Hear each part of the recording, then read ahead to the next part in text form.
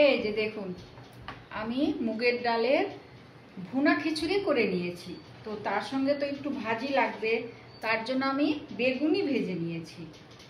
একটু বেগুনি ভেজে নিয়েছি, তারপরে আবার বাঙালি তো একটু লুচি পায়েসও লাগবে।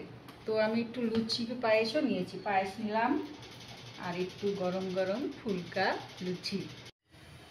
হাই, আমি আজকে লক্ষ্মী পূজা উপলক্ষে মুগের ডালের ভুনা খিচুড়ি করব।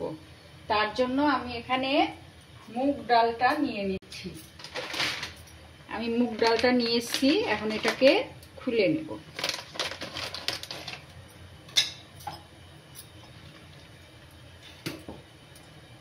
আমি 1 গ্লাস মুগ ডাল নিয়ে নিচ্ছি।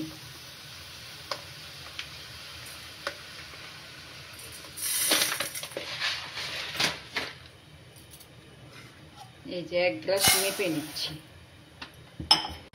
এখানে আমি 2 গ্লাস গোবিন্দভোগ চাল ধুয়ে নিয়েছি আর 1 গ্লাস মুগ ডাল নিলাম। আর আমি এখানে নিয়েছি কিশমিশ, কাজু বাদাম, আর এখানে একটু চীনা বাদাম নিয়েছি আর কাঁচা লঙ্কা নিয়েছি। আর আমি এখানে সম্বার দেওয়ার জন্য জিরা, পাঁচফোড়ন, শুকনো লঙ্কা, তেজপাতা আর কিছুটা গরম মশলা নিয়েছি। এখন আমি কড়াইটা উঠিয়ে দিচ্ছি। এই যে দেখুন, আমি এখন একটা প্যান উঠিয়ে দিয়েছি। এর মধ্যে আমি বাদামগুলো ভেজে নেব। তার জন্য একটু ঘি দিয়ে দিচ্ছি। প্রথমে আমি এই চীনা বাদামগুলোকে ভেজে নেব। বাদামটা লাল হয়ে আসবে যখন, তখন আমি অন্য বাদামগুলো একটু ভেজে নেব। এই যে দেখুন, আমার এই চীনা বাদামগুলো ভাজা হয়ে গেল। এখন আমি এর মধ্যে কাজু বাদামটাও দিয়ে দিব, এর মধ্যে কিশমিশটাও দিয়ে দিব। সবগুলো আমি ভালো করে একটু ভেজে নিব। হয়ে গেল আমার ভাজা। এই যে আমি কড়াইটা উঠিয়ে দিলাম। আমি প্রথমে এর মধ্যে ঘি দিয়ে দেব। ভুনা খিচুড়ি করব তো একটু ঘি দিয়েই করব। আজকে আমাদের লক্ষ্মী পুজো, তো লক্ষ্মী পুজোতে আমরা খিচুড়ি খাই। তো আমি ঘি দিয়ে দিলাম। এখন আমি সোমবারের যে জিনিসগুলো নিয়েছি এগুলো সব দিয়ে দিব।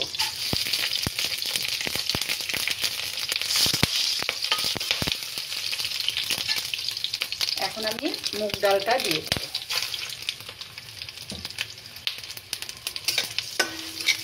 মুগ ডালটা ভালো করে লাল করে ভেজে নেব।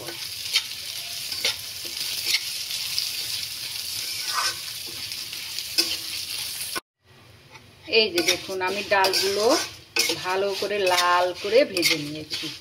এখন আমি এর মধ্যে গোবিন্দভোগ চালগুলো দিয়ে দিব।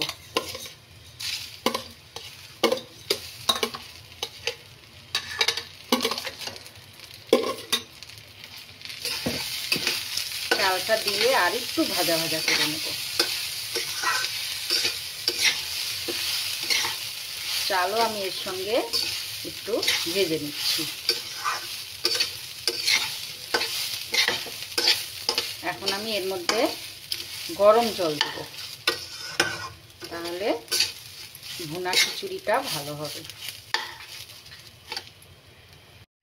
এই যে দেখুন, আমি চাল দিয়ে ডাল দিয়ে সুন্দর করে ভেজে নিয়েছি। এখন আমি এর মধ্যে এই কাঁচা লঙ্কাগুলো দিয়ে দেব। 1 চামচ আদা বাটা দেব আর 1 চামচ জিরে গুঁড়ো দেব।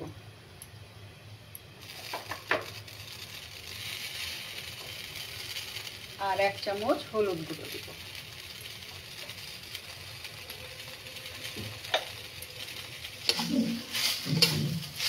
এখন আমি যে বাদামগুলোকে ভেজে রেখেছিলাম, ওই বাদামগুলো, এই যেগুলো ঘি দিয়ে ভেজে রেখেছিলাম, এগুলো দিয়ে দেব। এখন আমি এর মধ্যে গরম জলটা দিয়ে ঢেকে রেখে দেব সেদ্ধ করার জন্য। গরম জল হয়ে গেছে।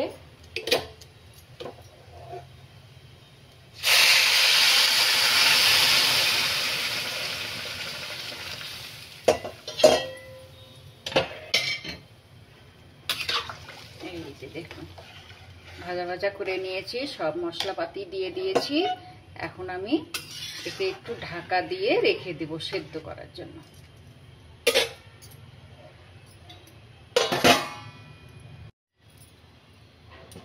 এই যে দেখুন আমার গরম গরম ভুনা খিচুড়ি রেডি। দেখুন কি সুন্দর ঝরঝরা খিচুড়ি হয়েছে,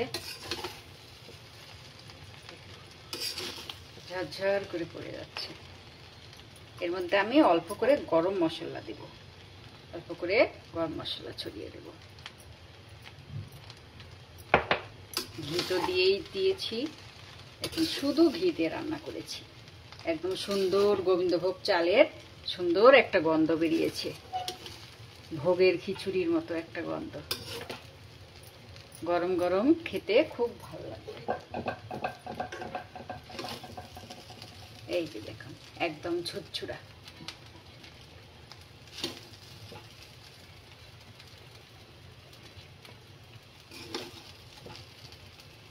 পুজোর ভোগের খিচুড়ি, ভুনা খিচুড়ি।